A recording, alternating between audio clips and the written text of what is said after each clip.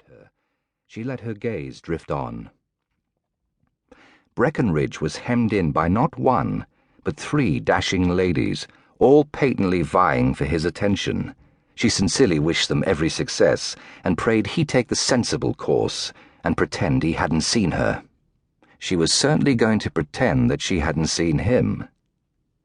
Refocusing on the surprisingly large crowd Lady Harford had enticed to her soiree, Heather determinedly banished Breckenridge from her mind, and considered her prospects. Most of the guests were older than she, or the ladies at least.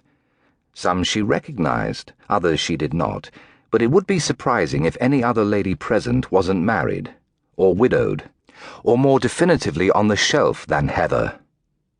Soirees of the style of Lady Harford's were primarily the province of the well-bred but bored matrons, those in search of more convivial company than that provided by their usually much older, more sedate husbands. Such ladies might not be precisely fast, yet neither were they innocent. However, as by common accord, said ladies had already presented their husbands with an heir, if not 2. The majority had more years in their dish than Heather's 25. From her brief initial assessing sweep, she concluded that most of the gentlemen present were, encouragingly, older than she. Most were in their 30s, and by their style, fashionable, well turned out, expensively garbed, and thoroughly polished.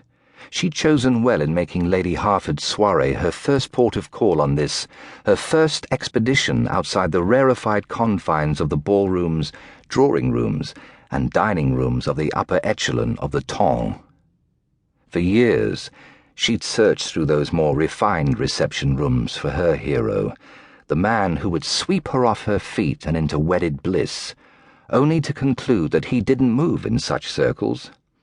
Many gentlemen of the ton, although perfectly eligible in every way, preferred to steer well clear of all the sweet young things, the young ladies paraded on the marriage mart.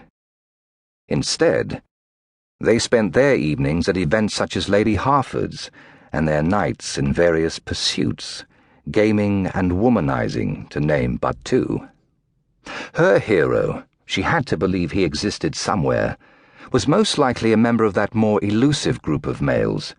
Given he was therefore unlikely to come to her, she decided, after lengthy and animated discussions with her sisters Elizabeth and Angelica, that it behooved her to come to him, to locate him, and, if necessary, hunt him down. Smiling amiably, she descended the shallow steps to the floor of the salon.